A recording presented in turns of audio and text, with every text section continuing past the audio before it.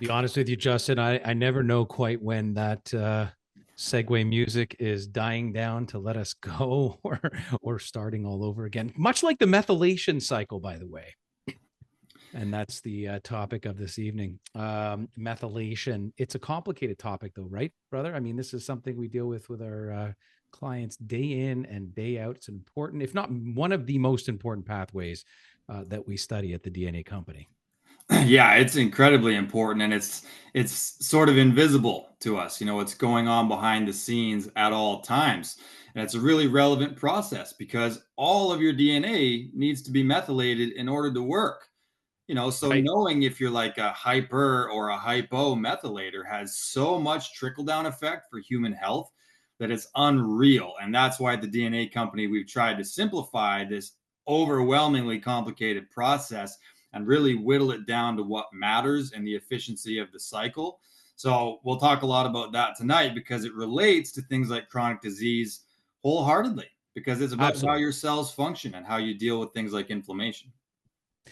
And you and I both taken courses in complicated molecular biochemistry. We're not asking anyone who otherwise isn't a clinician here to be an overnight molecular biochemist. But we do appreciate the complexity. And one of the things we do really well at the DNA company is simplify the process. You know, it's a chemical. We can't get away from the fact that it's a chemical process. So I don't care. We do care. We have empathy. But at the end of the day, we can't care too much about how you hated 11th grade or 12th grade biology. In some respects, this goes a little beyond that.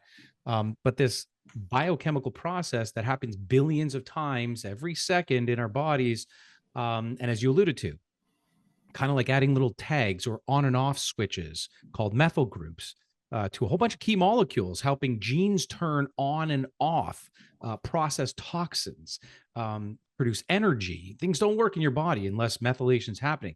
Supporting mental health, a huge one. Inflammation. I mean, it's synonymous when it's not working properly with inflammation, hence chronic disease, and that's of course what we're going to get into in a deep way this evening.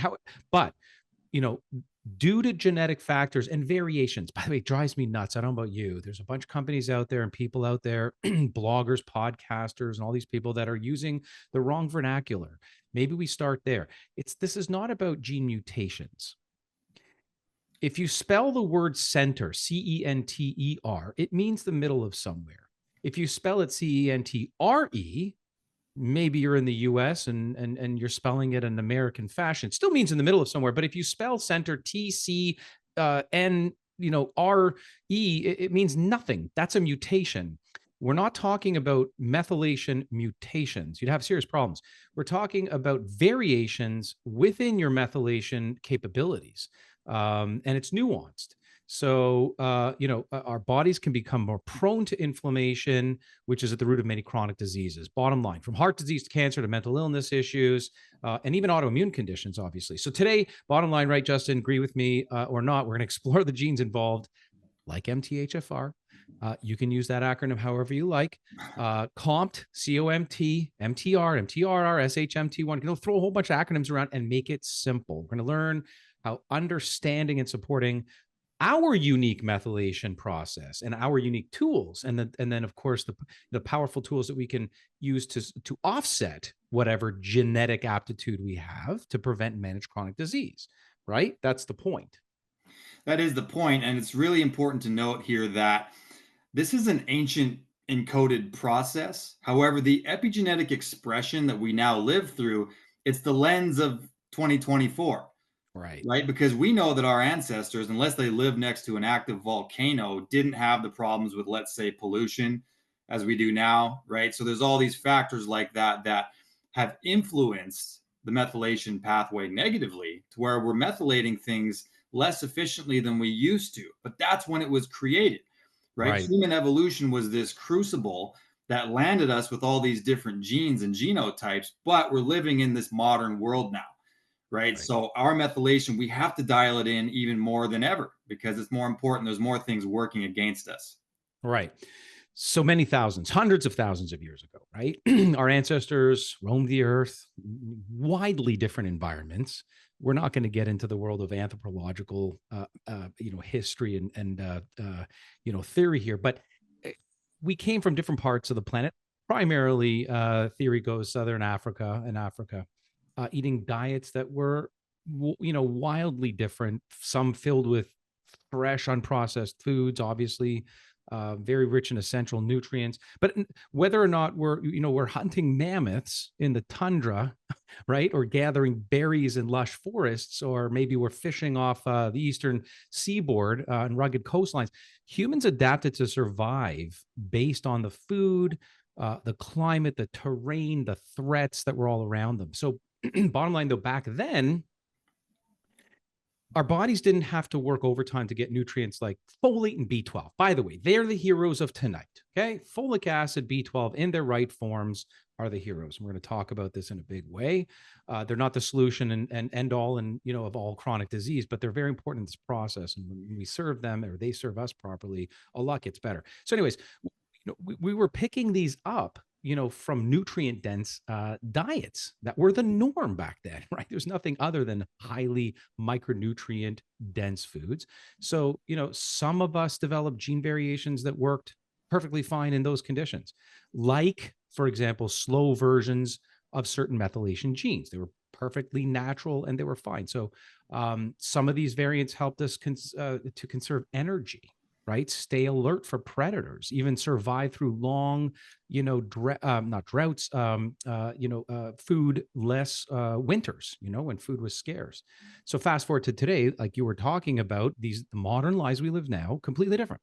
Right? We're juggling processed foods, micronutrient deficient foods, high stress work days, a lot of pollutants our bodies hasn't seen before, synthetic chemicals, all while sitting at our desks, which we're guilty of right this second, scrolling through screens and rarely touching nature. So our bodies haven't evolved. They haven't completely caught up. And we're carrying around gene variants from a world where basically food was this, unprocessed, toxins were minimal, and stress was about survival. By the way, that also plays a role in COMT, a gene we'll get to momentarily. So here we are in 2024.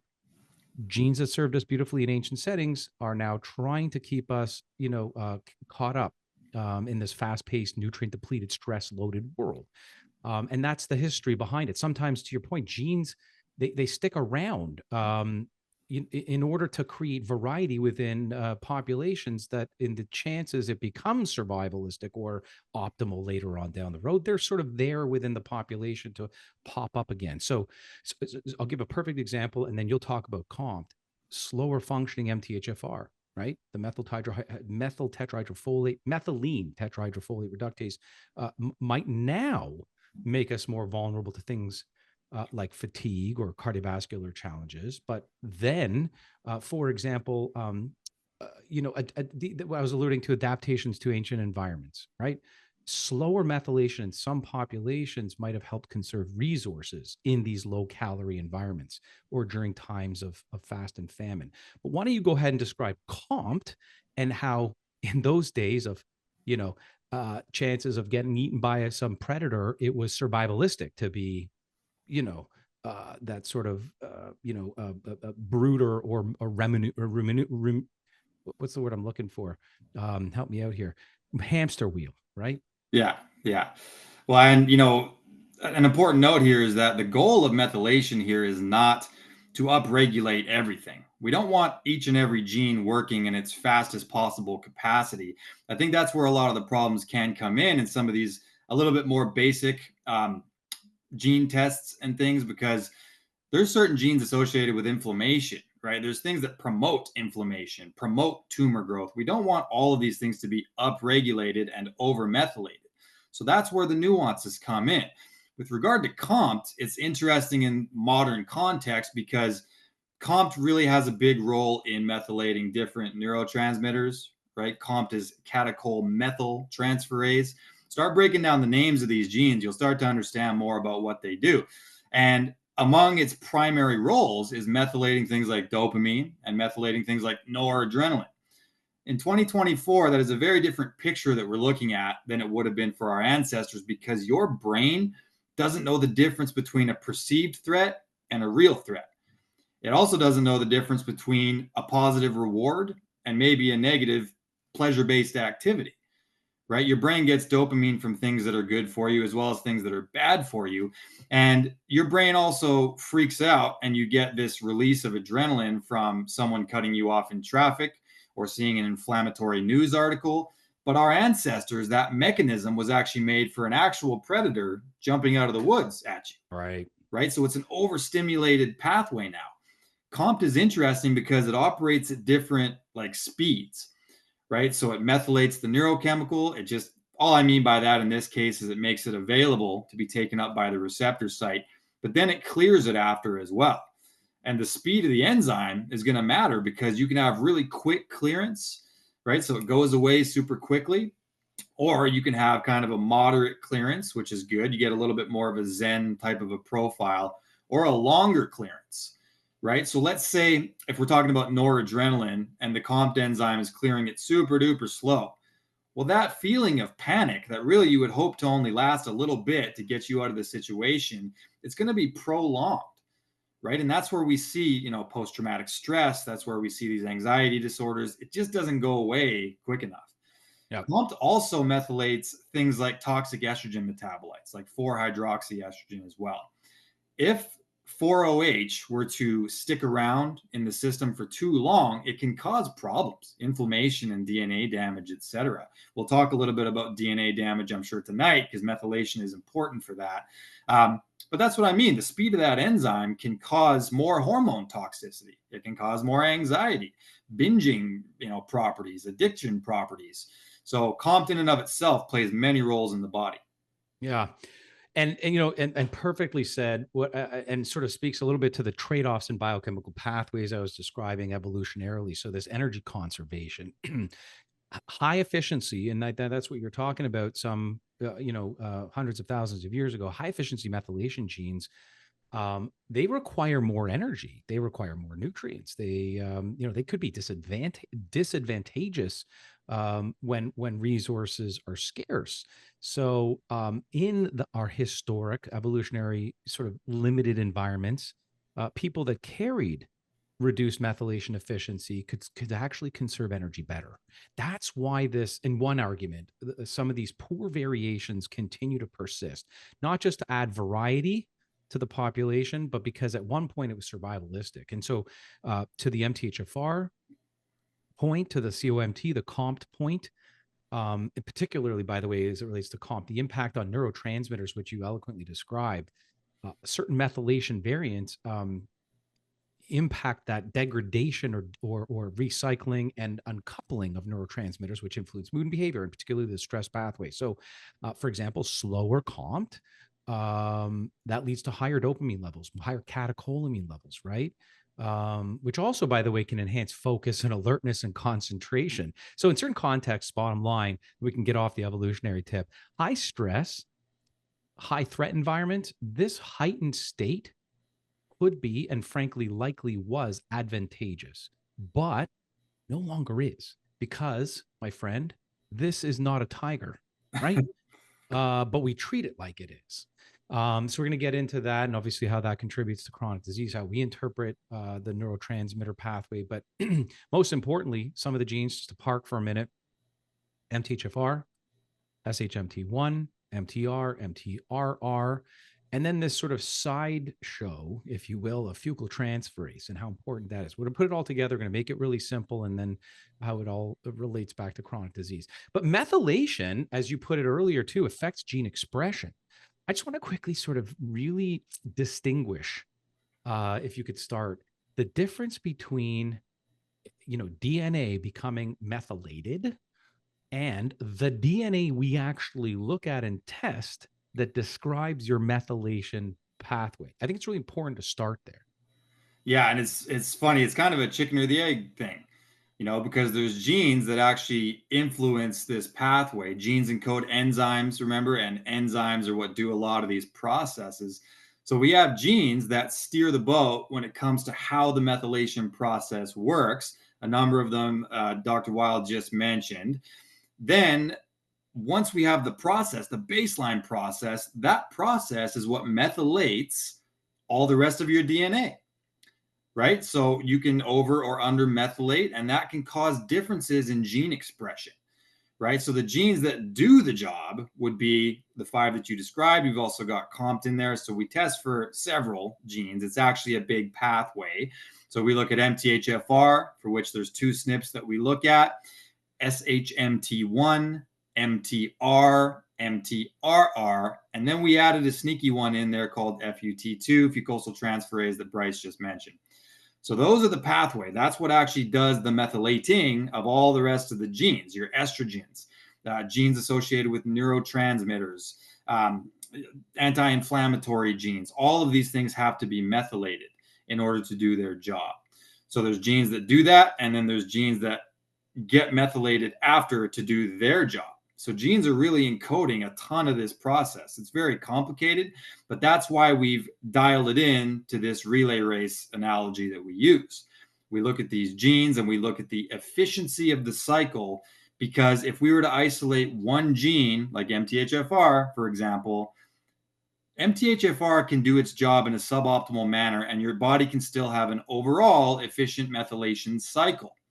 We have to look at the totality of it, because it just goes around and around. Your body is always doing it thousands of times per second.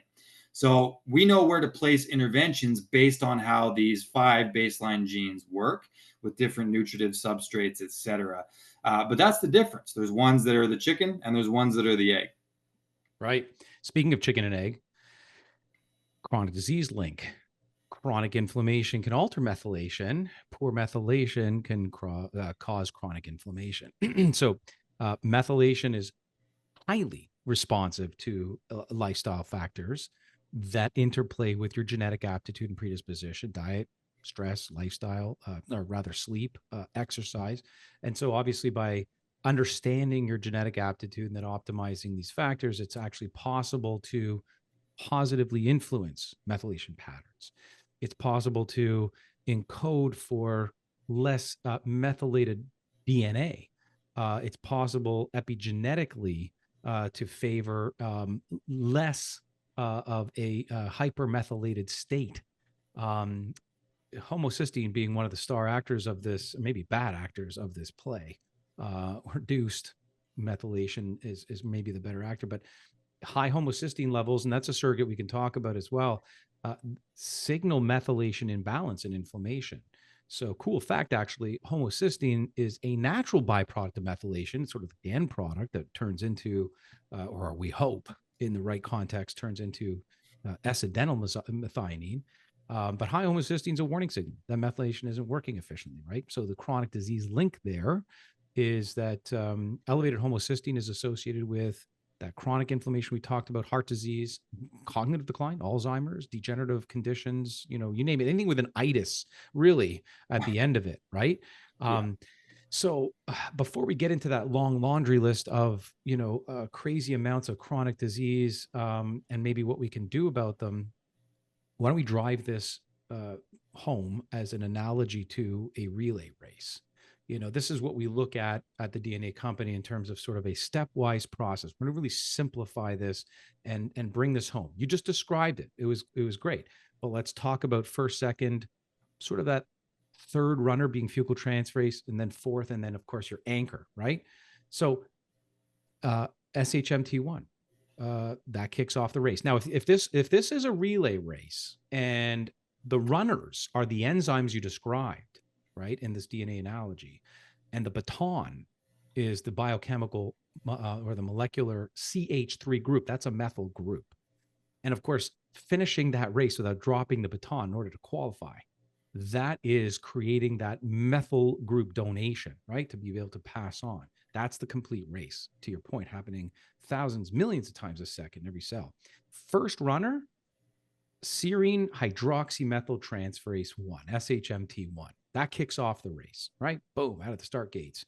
It prepares folate by converting it into a form that ultimately can be further processed down the line.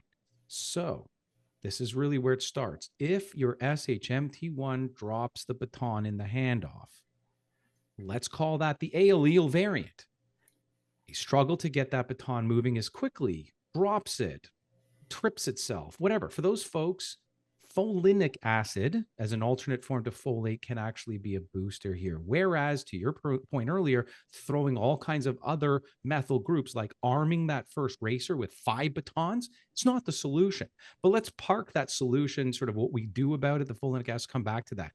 The second runner, right, where SHMT1 hands off to MTHFR. Tell us about that runner.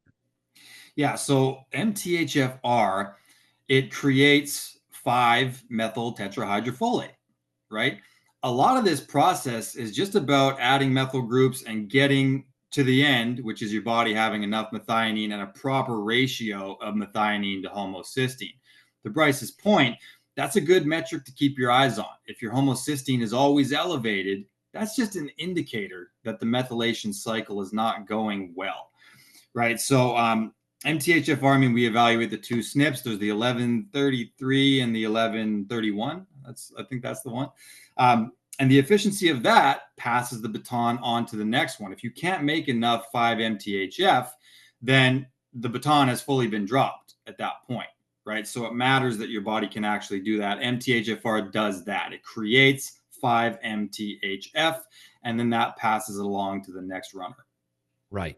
So not a classic runner. I mean, most relay races have 4 runners in them, right? We're putting a 5th in here. We call this fucosyltransferase, a fucosyltransferase 2, FUT2, FUT2. This takes the baton, although not really, I don't know, a racer.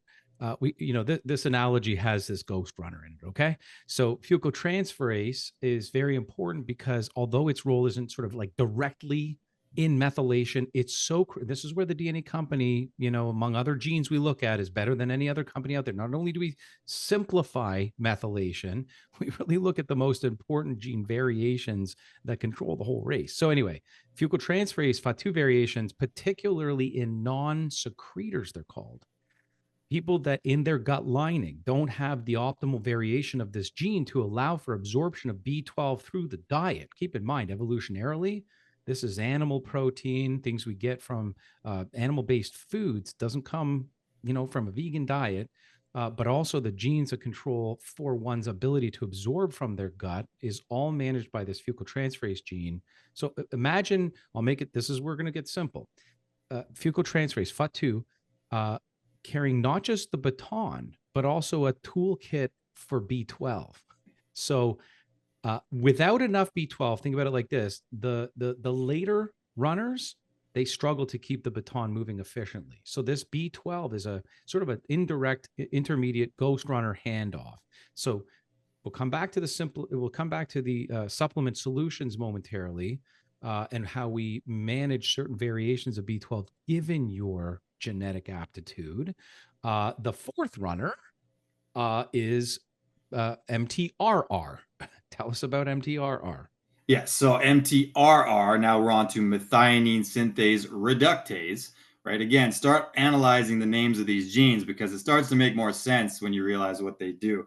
So MTRR plays a role in the remethylation of B12 into methyl B12, right? So it's adding that methyl group. MTRR does that. So, if you don't have proper MTRR function, you can end up with reduced overall bioavailable levels of B12 as well. So you need to know what your genotypes are for this.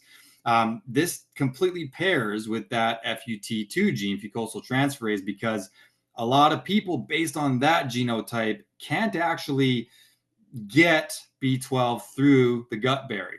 It's got to be there in the first place for this guy to even work, right? At the end of the day. So without it, that's why we look at that gene. It's not a methylation gene, to Bryce's point, but B12 cobalamin is so friggin' important to how this cycle works and the efficiency of it.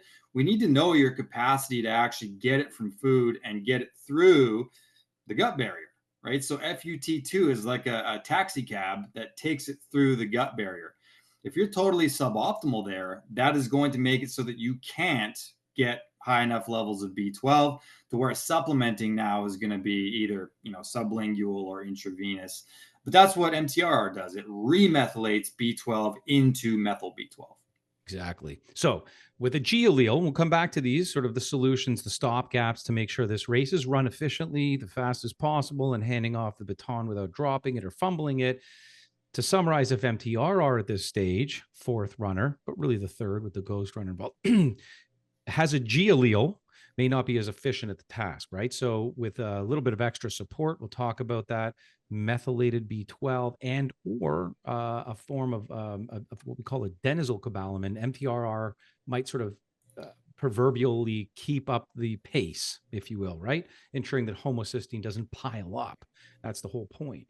Lastly, the anchor, so to speak, some people might call the MTHFR the anchor. It's really not. It's where things, there's the stopgap there. People, a lot of companies out there make this mistake. They don't consider methionine synthase. That's MTR.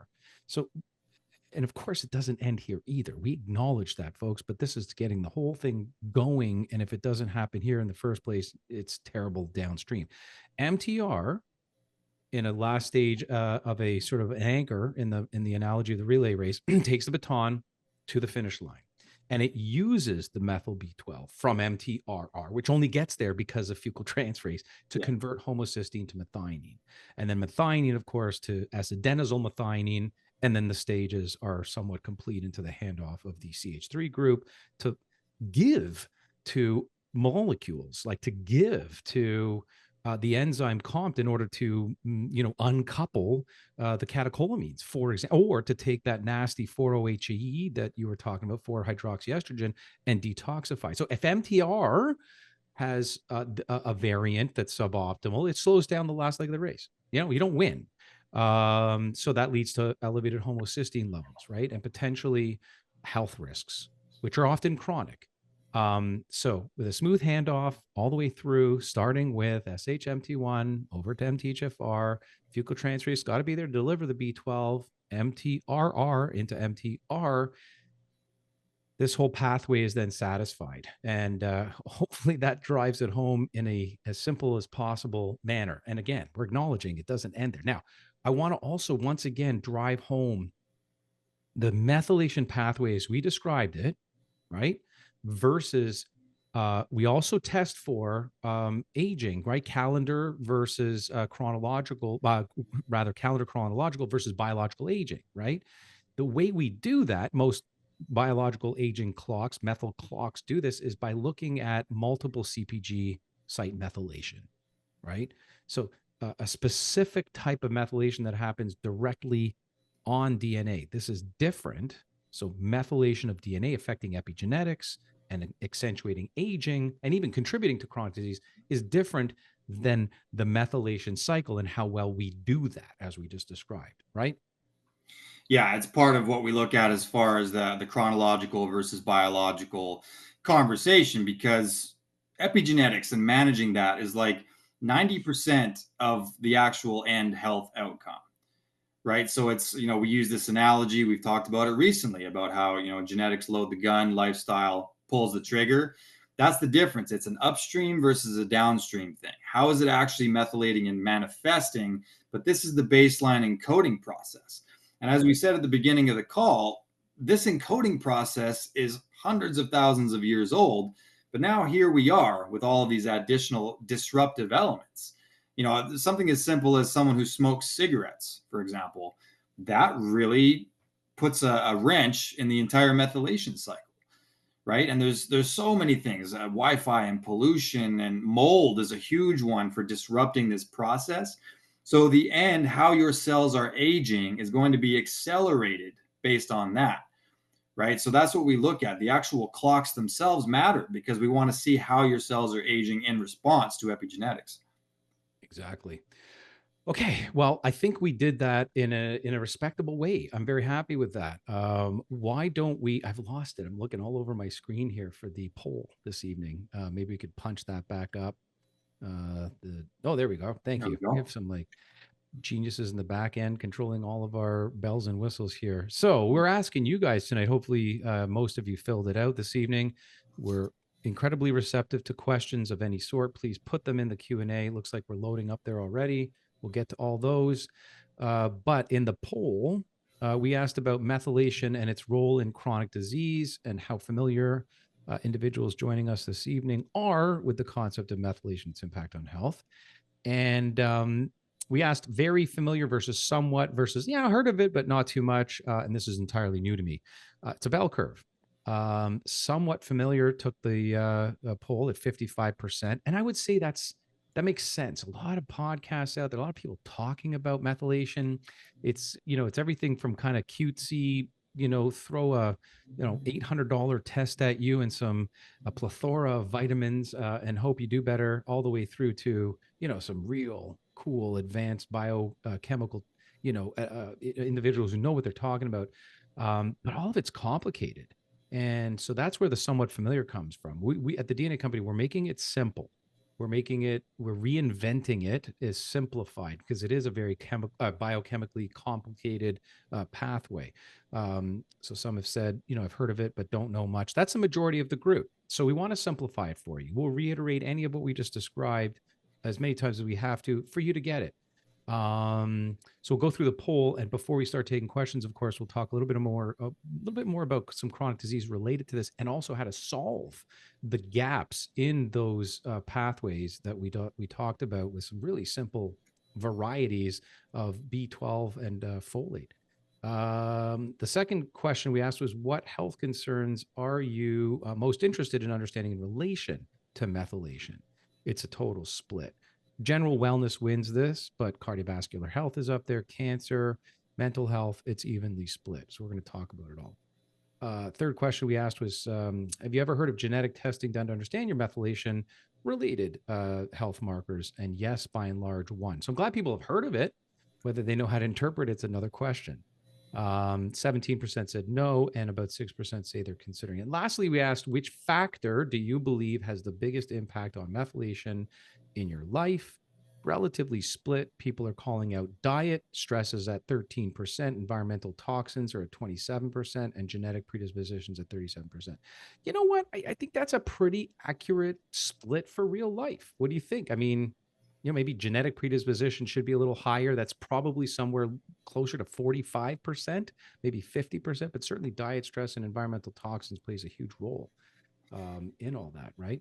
Yeah, well, and it's, the term environmental factors or environmental stressors, it means a lot of things. That's a fairly broad umbrella. I mean, you could argue that diet is an environmental factor, right? As far as the Right. environment being all of our input, the things that we're putting into our bodies via the respiratory tract, the digestive tract, just visually, the limbic system, whatever that input looks like.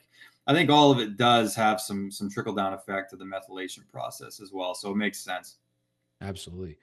So, in the three areas people are interested in hearing about, cardiovascular health, cancer risk, mental health, we could extend methylation to so many other things. Methylation is kind of like, I don't know, a health inspector for the cardiovascular system, keeps a really close, tight watch on, homocysteine, which again, if that's not in check, it builds up into the intracellular spaces within each of your cells, the billion, trillions of cells you're made up of, and causes inflammation. And that's a medical buzz term of the day for a good reason. It's the underpinning of all things that cause chronic disease. So, homocysteine is just one end product, but it is like an alarm bell. It does signal increased risk of artery damage. And of course, cholesterol is the old, news. Particle size counts, ApoB, LP little a, but inflammation warrants the deposition of cholesterol in the first place. So, nitric oxide plays a role. You can unpack that if you like. But when methylation is on point, your heart and your blood vessels, and there's some other genes we look at, 9p21 being one of them, and detox pathways, they all interrelate here. But when methylation's on point, your heart and blood vessels get the tender, loving care they need, especially when other genes are at risk. Believe it or not, we have like almost 50 questions. We're going to get to them real soon. But cancer risk. Do you want to unpack that real quick? I mean, the methylation and DNA repair, when it's not properly repaired, cancer is what? It's like rogue cells with improper instruction that just go haywire. Methylation is a major underpinning there too, right? It is because, it's like I said earlier in the call, we don't want to just have this baseline concept in our minds that we want to just turn on as many genes as possible and that we want to just upregulate gene expression to the best of our ability. So many of our foods are fortified with folic acid. We end up with way too many, B vitamins and different things that are actually upregulating the whole process. When it comes to things like cardiovascular health, listen, there's genes associated with glucose metabolism, lipid metabolism, the regulation of different inflammatory processes in the body. So when we just overmethylate or hypermethylate, you can turn things on that you don't want, Right. pro-inflammatory genes. I think the same conversation is really relevant for cancer. If we're creating an environment that is favorable to abnormal cells, right? Like abnormal cell activity, a cancer cell is a normal cell that has a wonky metabolism, right? So it operates on the same principles of life. We don't want to nourish it and cause it to grow. Certain gene Or expression can divide. do that, or divide, multiply, replicate. That's a bad thing in certain circumstances. In other circumstances, replication and division are good, right? So understanding that methylation has a trickle down effect of all sorts of DNA regulation. We don't want to willy nilly up or down regulate. That's why we have to have the cycle on point. A balanced methylation cycle won't do either of the above. You won't be hyper and adding too many methyl groups, nor will you be hypo and having an unfavorable methyl group to folate ratio in your body. It's a really Right. important ratio because genes can do bad things as well. Right. So when methylation is working effectively, it's kind of like a repair crew in your DNA, right? Where that light switch, however you want to look at it, constantly scanning for broken DNA, patching it up before it becomes a problem. But if methylation gets all messed up, it may miss those repairs. Got a drunken worker on staff, and kind of just goes over it, and patch works it, whatever, and that leads to uncontrolled cell growth, tumor development. In other words, methylation in that balance you described acts as like a quality control team, right, for the trillions of cells in the DNA that controls the cell turnover, and that's sort of how it works as it relates to reducing cancer risk.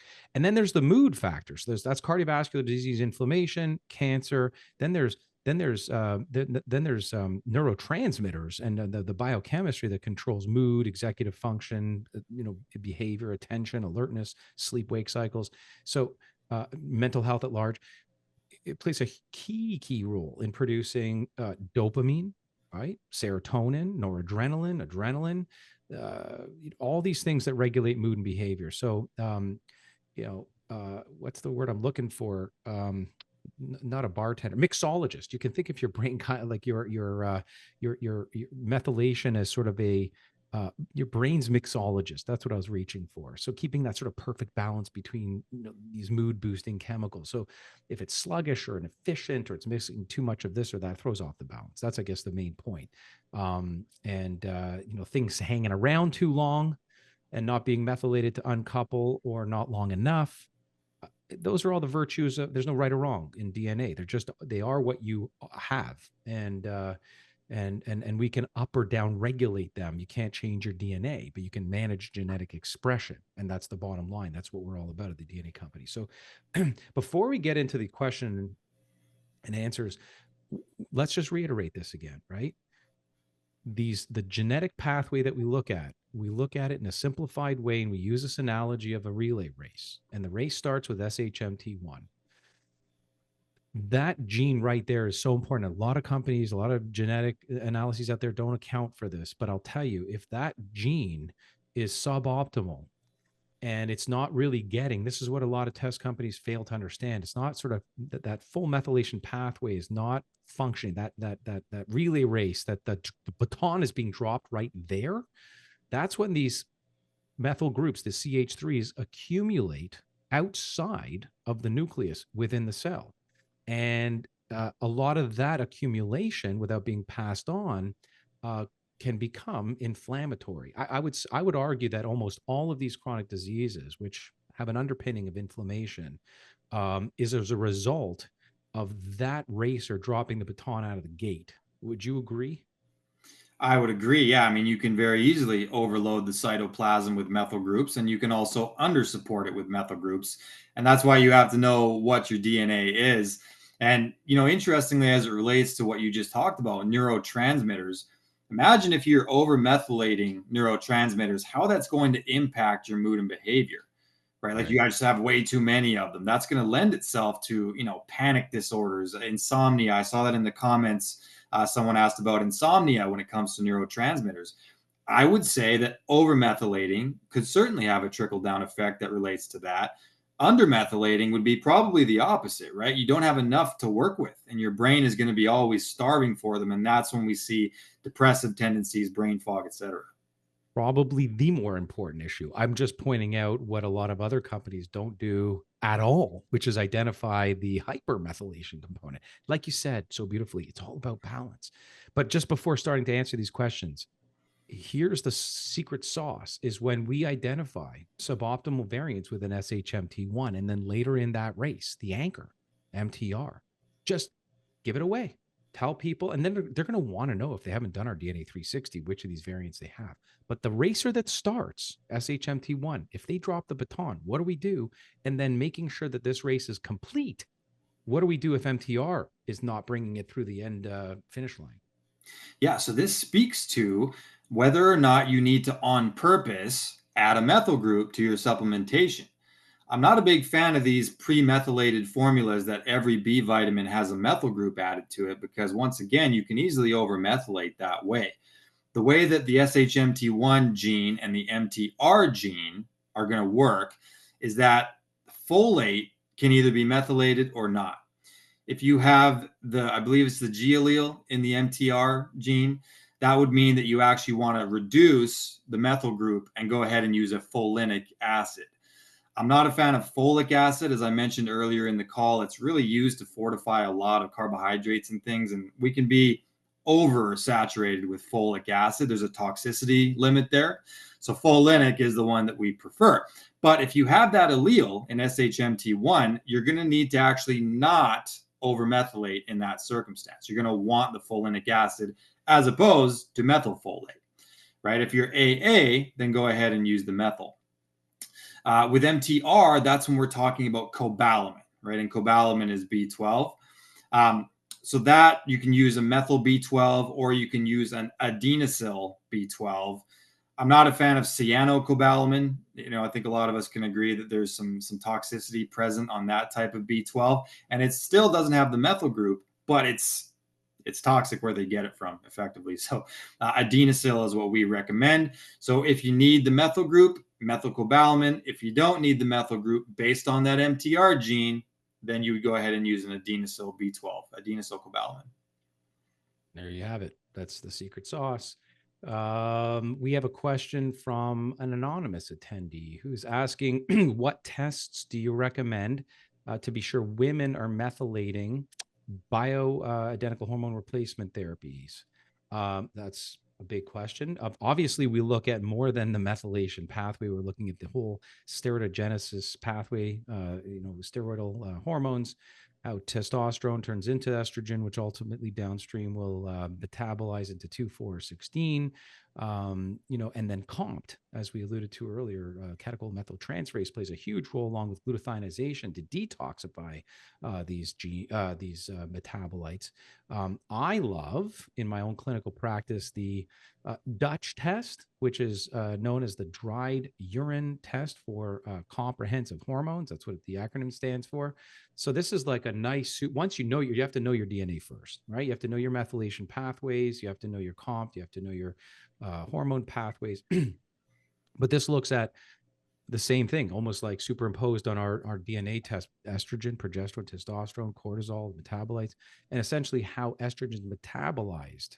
And that's key, through the pathways that rely on methylation, like 2,4,16 pathways. So too much of the four, there's a lot of solution to convert or help to, metabolize and or excrete, make more water soluble, push out of the system, and shift over to two.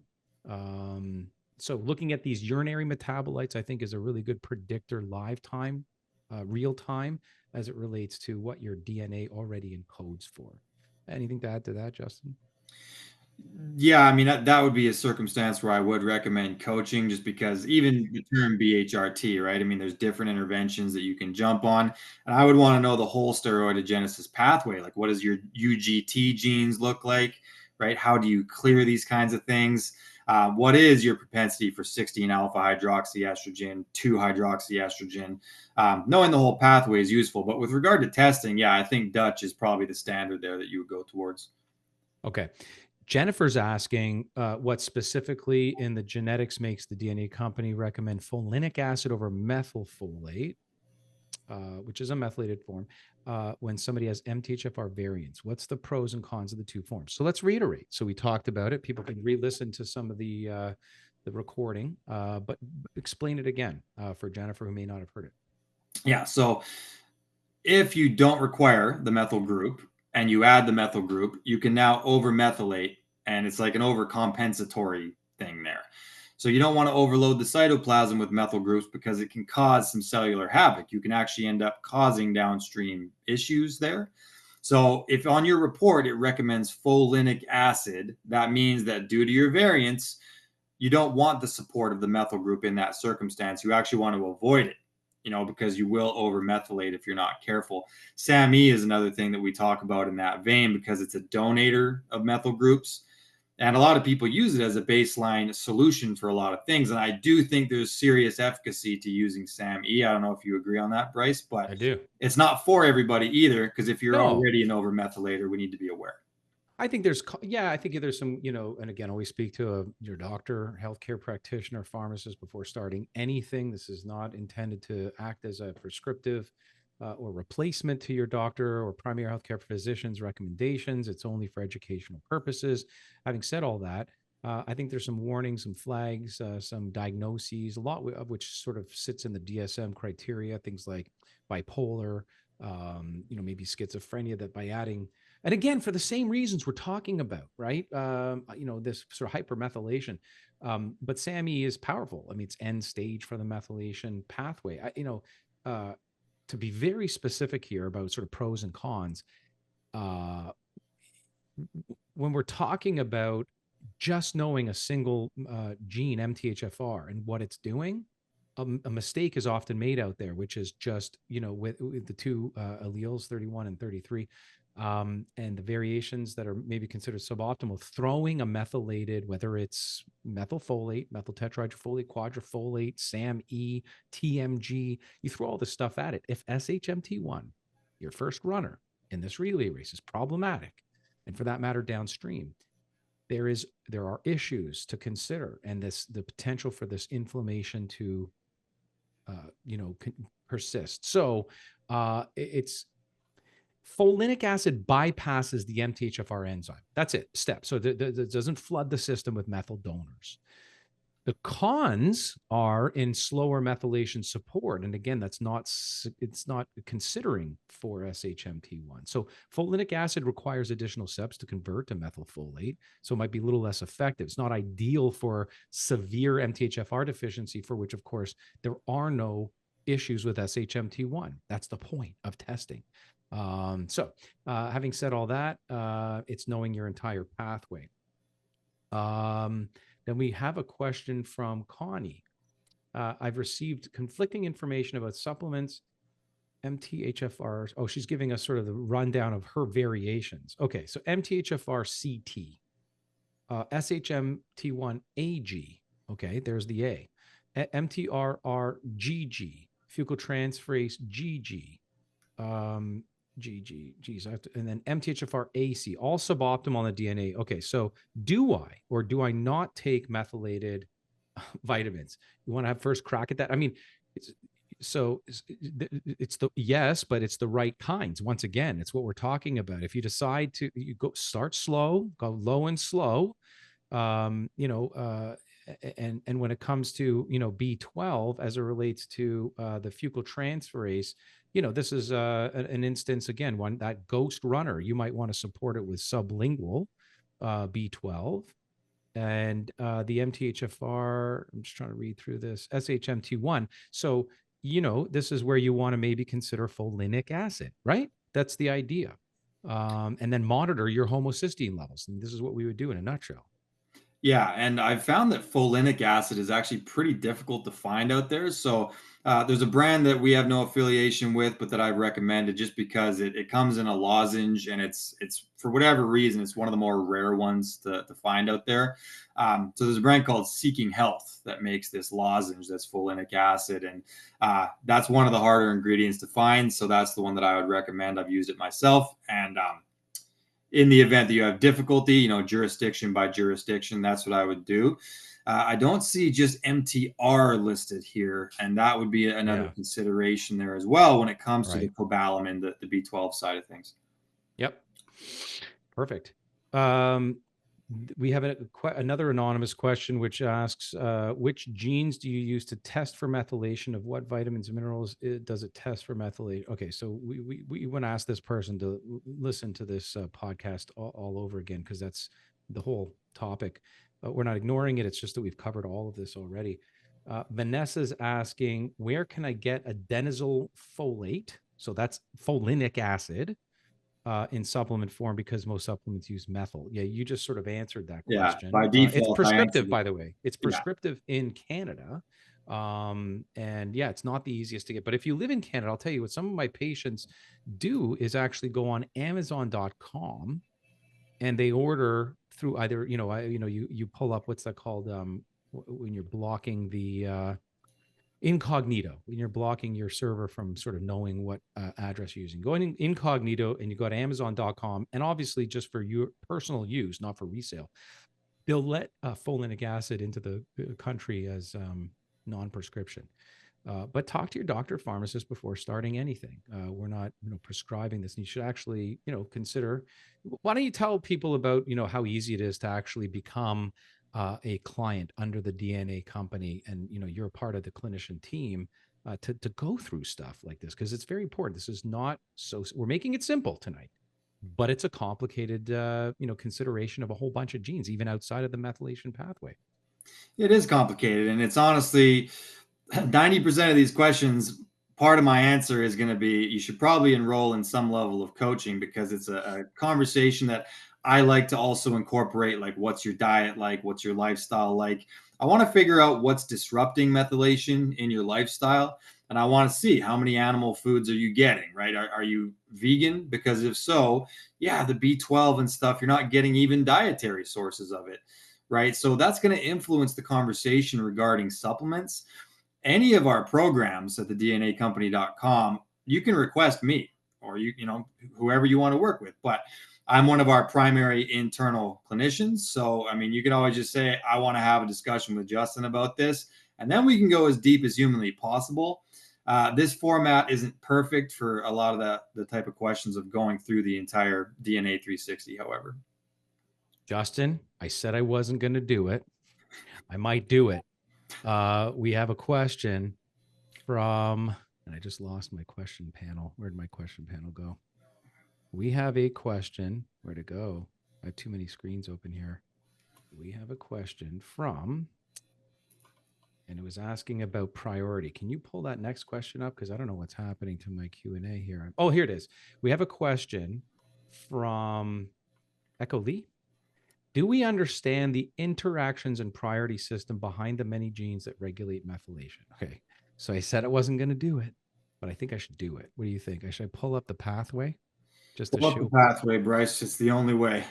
All right, guys, in the back end, allow me to share. You know what? So it's complicated, but at the DNA company, we're making it simple. And that's why we're talking about, the relay race. And we're talking about, one to that. And we're not pretending that it's not complicated. And we're not testing for every single gene, because you can't do something about every single gene, but epigenetically, you can up or down regulate the genes that we are looking at. So I'm going to share this, which is a picture, a depiction of the methylation cycle. I mean, again, it's limited. This is not transsulfuration. This is just methylation. So what I've done here for all the clinicians in the room, or the people like Eckley asking the question around interactions, priority systems behind the many genes that regulate methylation, is we start the story over here, right, with SHMT1. And SHMT1 and the gene that's regulated to pass off the CH3 group here into MTHFR, and then MTR into MTRR. This cycle right here and the right kinds of B12 and folic acid, reduced or not, is exactly what's going to prime. This is the relay race right here that's going to prime the rest of this cycle. Some other companies, they test for these. AHCY. We're actually, you know what? We are bringing this into the lineup next year or into the new year because, and I coded this here as orange, if you can see that. The rest of these are red. They're key as part of the cycle. And this is orange because, you know, it's somewhat key. It gives us some insights into niacin and some of the support. But yeah, we can prioritize. And the priority is SHMT1 into MTHFR, into MTR, into MTRR. And guess what? Down here, let's imagine there's a gut. And let's imagine that gut is either good or not so good at absorbing this guy right here, B12. Fucal transferase is the gene. Got to add that to this, by the way, this little depiction. And if there's problems there with fecal transferase, we're going to have to do this B12 upregulation by sublingual or injection methods to complete this. So anyway, I don't want to, you know, belabor the point, but yeah, at the DNA company, thank you for the question. We do know. And also the follow-up question by the same person was, you saying that slow compt is associated with higher stress tolerance? Well, actually we are. Justin, why don't you unpack that a bit? So, like I mentioned, COMT methylates and then clears neurotransmitters, right? So, when you have a slower COMT or a faster COMT, it's going to influence the rate at which things like noradrenaline get cleared, right? And noradrenaline is associated with fear, anxiety based emotions. When something comes up and it causes you those emotions, COMT is what methylates and then clears that noradrenaline. So, slow COMT is actually going to prolong the amount of time that the noradrenaline sticks around, right? So it's actually the opposite. I would say fast COMT and fast clearance is associated with a better stress tolerance because it means that the noradrenaline clears quicker. So you'll still feel it, and there's a Oh, stress tolerance. Yes, thank you for, tolerance. yes, you caught that. I Yeah, didn't. Stress tolerance. Yes, yeah, slow compt. So catecholamines are sticking around. Adrenaline is sticking around. yeah, Yes. yeah, because it's higher tolerance, right? So we're talking about that. So it's actually the opposite. If you have a Yep. slow comp, it's actually going to make it so that you don't tolerate the stress as well You because it got it. sticks around and it doesn't leave you. There is that second mover to consider, though, being the ADRA2B noradrenaline receptor. If you have a slow comp as well as deletions, right? We measure that with indels and deletions. If there's D's there, then it's sticking around for a long time and your body can't process the noradrenaline very well. So Right. that's a real profile for lower stress tolerance. And I think it's an opportunity to sort of have a quick discussion around how we never look at a single gene and make any conclusions. So within the mood, behavior, executive function, and stress, you know, stress tolerance, we're considering the ADRA2B gene, which has every relevance around adrenaline, metabolization and speed, dopamine, the DRD2 gene. We're looking at the TPH2, the tryptophan hydroxylase. We're looking at 5-HTTLPR, serotonin, in effect going home, BDNF. You can't look at a single gene to determine, you know, stress tolerance. You have to look at the whole pathway or the whole, you know, multitude of both. By the way, not just SNPs, but inserts, deletions, and of course, in some instances, copy number variations. So that's what we do at the DNA company. We have a question by Selena who's asking about autoimmune conditions. So, and the TT, particularly the TT variant on the MTHFR gene, or in general, like poor methylation in general. You know, I would say, and again, considering the whole pathway, if the pathway is inefficient or suboptimal and there is an effect, inflammation brewing without satisfying it with the right types of either methylated B vitamins or methyl donors or sulfur donors for transsulfuration or antioxidants, if you're building up inflammation systemically, you can't manage your cytokine profile, which are the hormones that basically balance a healthy, balanced immune response.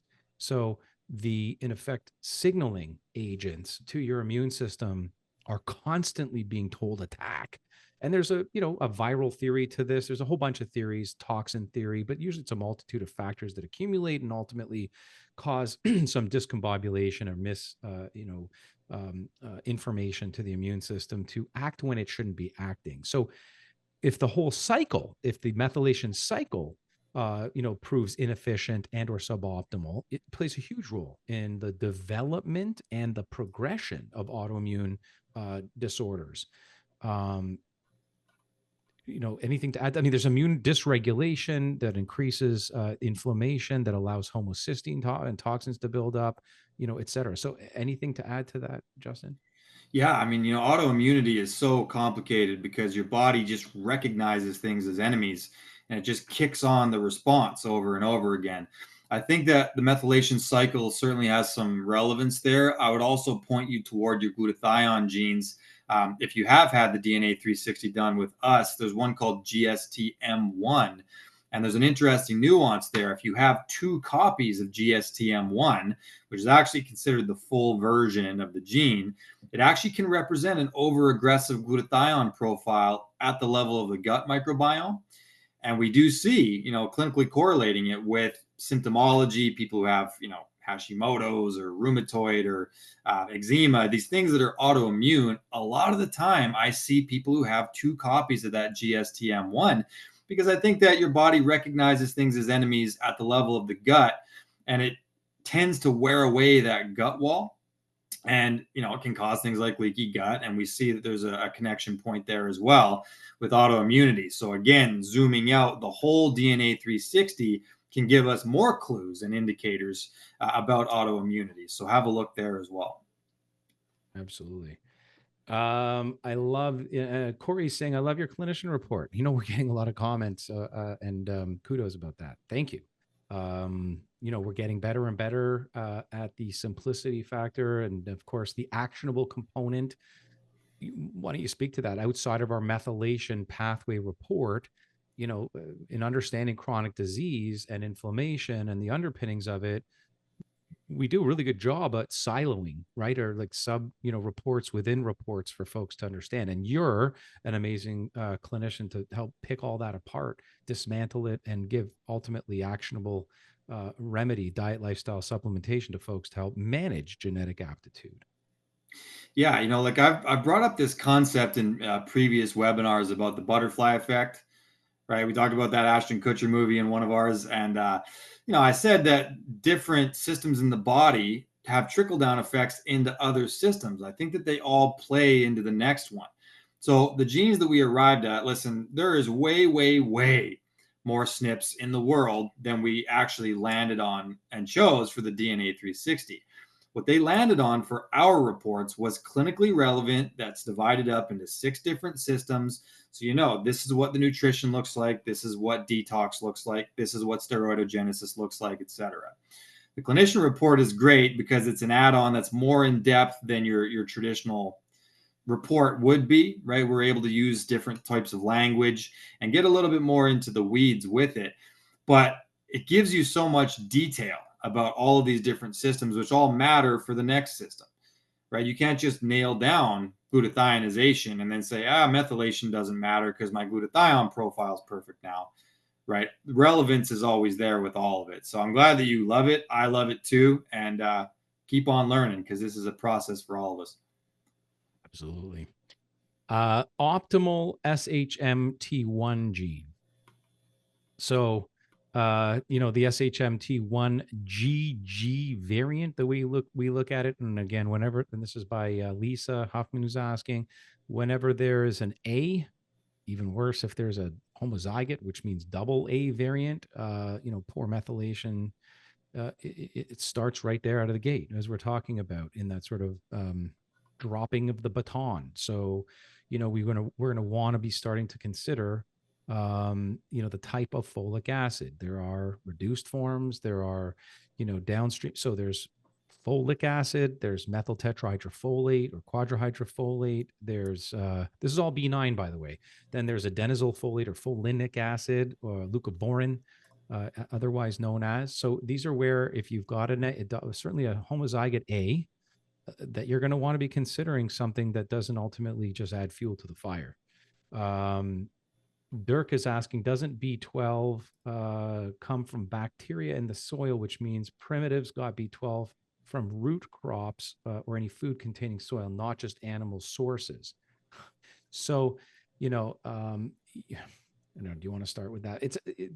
That's theoretical, and I would say, there is some truth to that. It is produced by soil bacteria, um, but no, in ancestral diets, B12 wasn't just from animal sources. It was probably a combination of soil contact.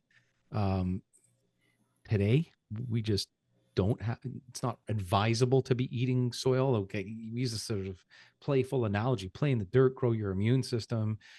But you're not going to get any, significant amount of B12 in your diet by eating dirt, right? I mean, correct me if I'm wrong. This is, this is really from meat is where we're going to get, or supplementing. There's nothing wrong with being, well, there's some things that might go wrong if you're vegan, depending on your genes, but I'm not asking anyone to stop being vegan or vegetarian. Just consider supplementation based on your DNA. Yeah, I think it would represent a certain percentage of the intake. I really think that our ancestors would have prioritized animal foods. I mean, you see even modern day hunter gatherers like the Hadza, for example. They went and they asked them, "What was the greatest day of your life?" And he said, "The day that I killed the boar. I fed the whole tribe for like a month." You know, that's the predominant. That's where all of our calories came from. That's bioavailable protein, bioavailable iron, and these different things that are really difficult to get from the soil. You could get it, but I think that it represented a pretty small amount, and animal foods would have been prized. Eggs have a lot of B12 and red meat and things. So I think you're right, Dirk. I mean, I do think that it represented some of it, but I don't think it was notable enough. And modern context, to Bryce's point, we're not going to get workable clinical levels in our blood by having a handful of dirt from the garden. Let's stick on that point for a quick second because we're often talking about this. Part of this concept is understanding your DNA so you know what type, format, and frankly, even dose of certain ingredients you need to add in a therapeutic range that you can't otherwise eat in your diet to therapeutic levels in order to have therapeutic outcomes. This is the point. There are health seekers, people that look to solve health problems, often tied up within their genetic aptitude, right? And then solving methylation is probably going to solve half of what ails you, is arguable. And then there are wellness seekers, people that are looking to go from good to better. And we often see one of the things that I see often with my own patient base in clinical practice, when I solve for methylation, people come to me and say, like, I haven't felt so good and so high in energy for so long. And what I tell them is basically all we've done is optimized your sort of energy pathway. You've gone from problematic within your ability to manage that pathway to normal. We haven't done anything special here. We've just accentuated or turned up the dial on your genetic aptitude to be able to do what otherwise normal people do. So, and yes, supplementation is that ability you can't get from an otherwise balanced diet. You just can't eat yourself to therapeutic range. um Question is, the next one from Echo Lee. I hope I'm pronouncing that properly. Do you ever recommend hydroxycobalamin? I mean, I do sometimes. Adenosine hydroxy combined. That it's another versatile non-methylated B12. It's again sensitive for those who have sensitivity to hypermethylation or methyl donors. So especially those that are compromised detoxifiers or sublingual. So often it's in combination with products out there, right? So there's adenosine hydroxy combined in a lot of products. So I like that because kind of just sort of covers all bases if you don't otherwise know. But the point is if you're, a fecal transferase compromised, and maybe MTR is not optimal, sublingual hydroxyadenosine B12 is one of the better ones I like to recommend. Yeah, agreed. I don't have a problem with hydroxycobalamin. It's usually coming from a fairly natural form, and again, cyanocobalamin is the only one that I've seen red flags from, and I think that it's great. It's non-methylated. You can use it. Right. Nicole's asking, how does the methylation process affect hormones like estrogen in women? How do you know if you are over supplementing methyl donors? Do you want to go? Yeah, so this is definitely one of those areas where, keeping an eye on your homocysteine levels is going to be the downstream effect of overdoing methyl donors, right? Because it's going to imbalance the pathway. It can affect you in other ways, right? You can end up with panic disorders and different things if you're over methylating and over contributing. But yeah, I mean, estrogen needs to be methylated. It's one of the things that it does. So methylation is really important to get right, because once again, if you're over methylating hormones and their requisite metabolites, you're adding to the totality of the inflammation load in your body, right? That's what we talk about with 4 and 16 alpha hydroxyestrogen. It's inflammation, right? And toxicity. That's one of the broader problems. So that's where that kind of stems from. I would also look at the rest of your profile as far as like considering the totality of your inflammation, right? Like, are you also suboptimal for these other detox pathways, because your body has a total load that it has to deal with, and toxic estrogen metabolites can be fuel to that particular fire. So a coaching program or a conversation like that may be in your interest as well to get to the bottom of these things. Yep, I fully agree. Okay. Nicole is, or actually, sorry, Lisa's first asking if having a GGSHMT1, is there any direction for this? If G is, no, G is that is the desirable. This can get, these SNP letters, the alleles as they're referred to, can get confusing. The MTR, let's call it the anchor in the race. If there's a G in there, then we want to address that. With SHMT1, if there's an A in there, then we want to address that. So let's be clear. SHMT1 with A or AA homozygote, you want to be thinking adenosyl folate or folinic acid. If the MTR has a G in there, the anchor, you want to be considering, a variation on your B12. In other words, adenosylcobalamin, especially if there's a fecal transferase issue that brings B12 from the diet in the gut into general circulation to the cytoplasm in your cells. Then you're going to be wanting to require a different pathway of delivery, so sublingual or injection. So I hope that helps. And then we have Nicole asking how methylation affects Hashimoto's thyroiditis. Well, by the way, are you seeing more of this? I'm seeing more of this. I'm seeing a lot more of female, patients in their early 20s with autoimmune thyroid disease. Um, and about molecular mimicry. One of the causes, obviously, I believe, and we know, is the underpinning of this starting the gut, hyperpermeability, gluten, casein from dairy, from wheat, respectively, um, triggering an inflammatory response. This molecular mimicry I'm describing is, if you look this up, it's black and white. It's so easy to see. The biochemistry of the shape, if you will, of gluten, or the shape of casein, is so closely resembling your own thyroid tissue that there is this theory that when you translocate these ingredients through from your gut into your general circulation, your immune system doesn't know what to do with this and makes these antibodies, antigens against these molecules, and then starts to attack your own thyroid tissue. Anyway, that's one driving factor. But understanding to Nicole's question, how methylation affects autoimmunity. I mean, we're talking about inflammation here. It's loosely when you're not winning the race, or when the baton, the CH3 group, is dropped in this analogy of the relay race, there's inflammation that builds up. So for individuals with Hashimoto's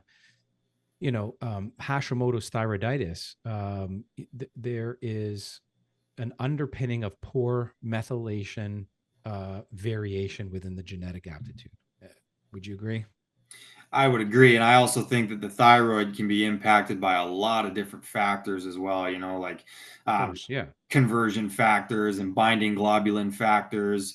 The liver plays a role with your thyroid. The gut plays a role with your thyroid. HPA axis plays a role with your thyroid.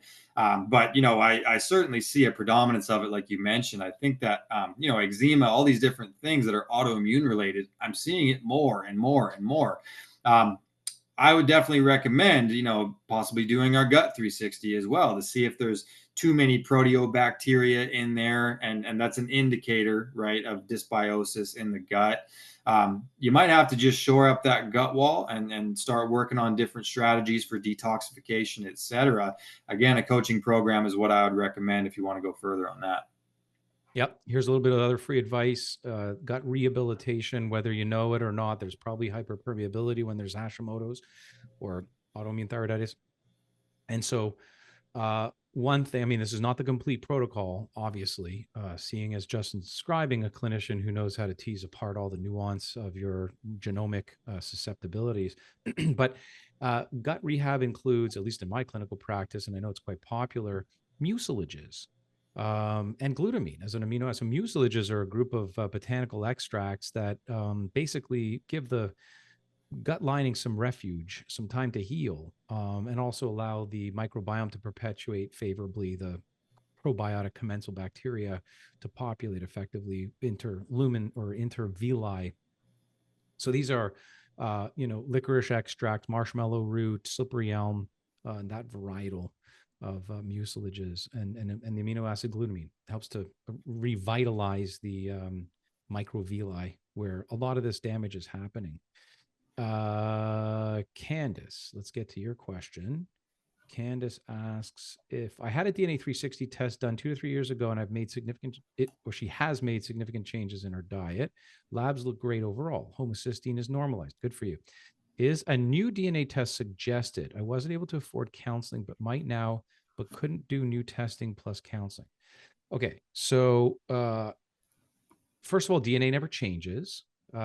Science around DNA changes. We're always at the DNA company adding additional tests and new DNA to our lineup.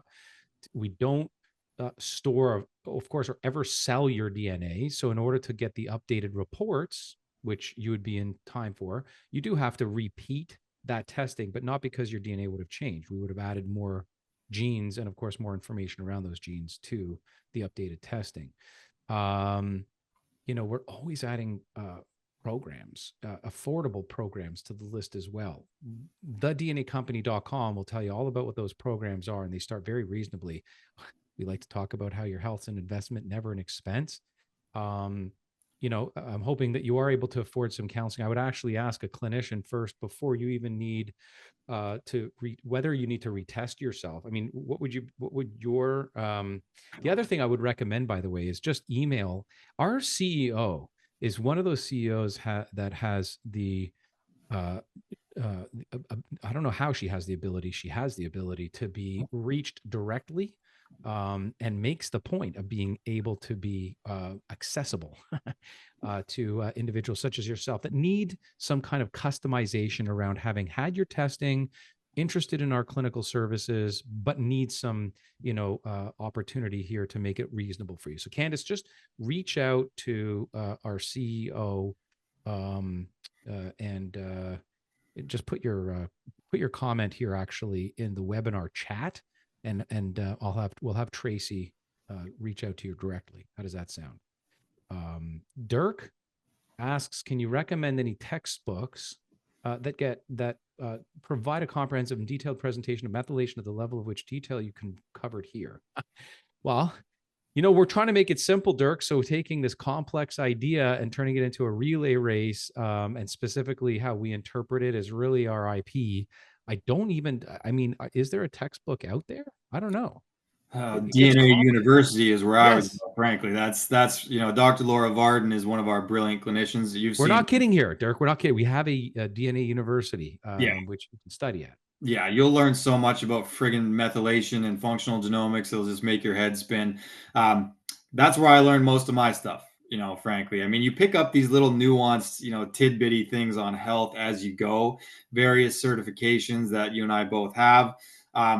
But goodness, I mean, through the lens of functional genomics, it makes it so much more detailed that I would just suggest doing that, honestly. If you want to learn about just the methylation process on its own, there's plenty of good clinicians in that you can follow on YouTube or whatever. But DNAU is where it's at because it's through the looking glass of what we're really talking about. Yep. Candace, I'm sending this to the wrong group here. Email our CEO at CEO at thednacompany.com. And yes, Dirk, good luck with the continuing education. Methylation is one of the most intricate and most important pathways dictated by our genes that we could ever try to describe. Jen is asking, this is a nice sort of summary point. How do you know if you're out of balance with methylation, Justin? The main point would be what we talked about earlier, as far as the homocysteine levels, and it's not just that though. I think the methionine levels as well is a good thing to look at, right? Because you want something of a balance there. A functional med person is going to have a good interpretation of what that should look like. There's also going to be other symptoms, right? If you're under methylating or over methylating, like I mentioned with neurotransmitters, an overmethylator is probably going to have some insomnia. You're going to be, more panicked, more prone to anxiety. There's a lot to that, so don't place it all on the methylation cycle.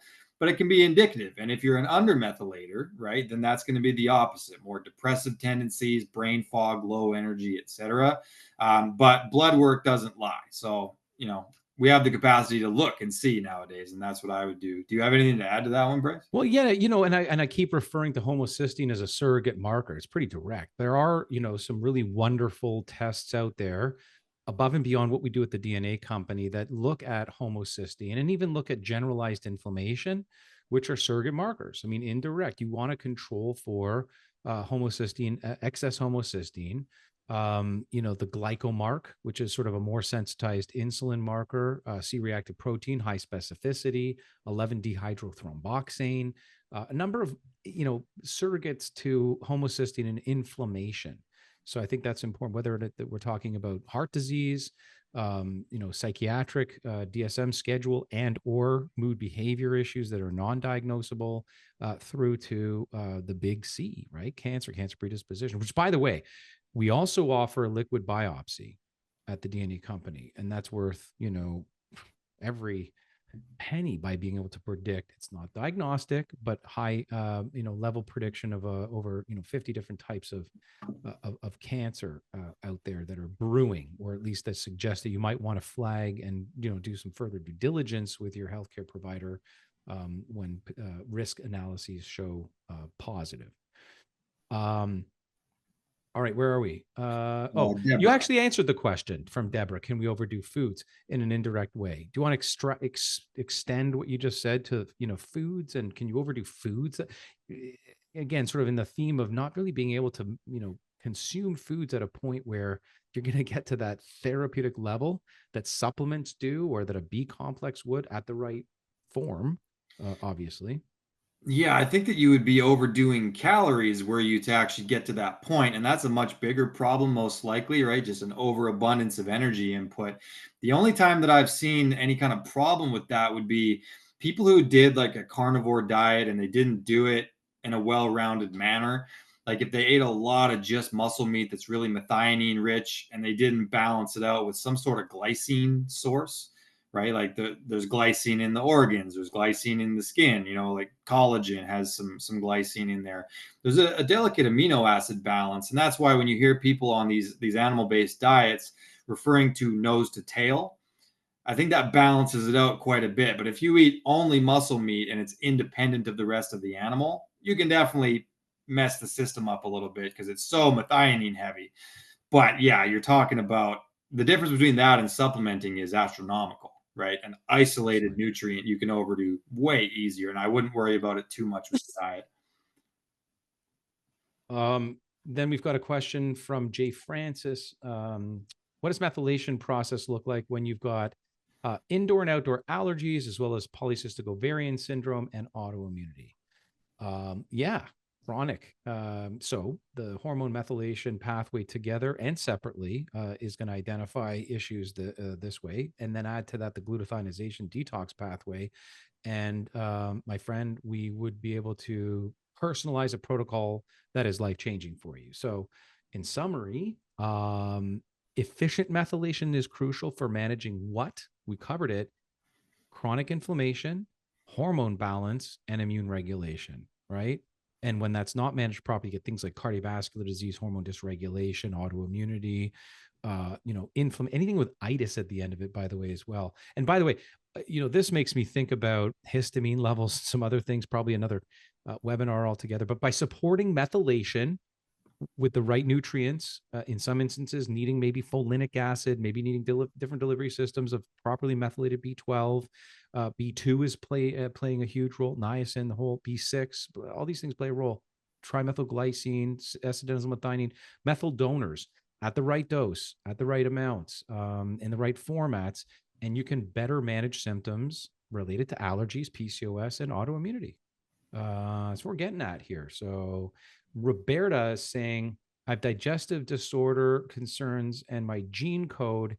Whoa, we're getting like, so CYP2R1, GG, VDRCC. Okay, so there's some issues around vitamin D, MTHFR-CC, converting. Okay, so SHMT1, GG, fecal translate. So, SOD2. Are you reading this from Roberta simultaneously here? So, um, so we know that there's some issues obviously within there. Not all of those are issue, but some.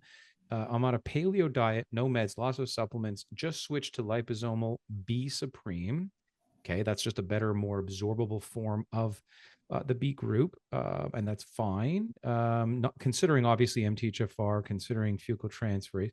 Would love to know your thoughts for digestion, sleep, and cardio. Roberta, please book an appointment with Justin Harris. Calling Justin Harris for Roberta. Yeah, there's a few moving parts to that, right? It's a fairly big question because we're talking about different pathways, right? With CYP2R1 and VDR, we're talking about vitamin D. You've got several methylation genes that we're talking about, and then you bring up SOD2, which would be mitochondrial. And I never talk about SOD2 without also looking at GPX because it's a very important tandem profile. I would also want to know what your GST genes are when it comes to digestion, right? Because that's an important one. Sleeping, we've got the clock gene, there's a whole profile, right? We want to look at your whole executive function profile as well. Within cardiovascular, there's 9P21. There's quite a few more. So, Roberta, I would certainly recommend booking an appointment with myself and we can go over all of the above. But there's a little bit too much to go into on that one for this particular type of context. Yeah. Wendy's asking a great question. If she's still there, I'd like to hear from Wendy. We're coming to a close here, folks, but just if you could answer me, Wendy, on whether or not you know if your fecal transferase is problematic or not.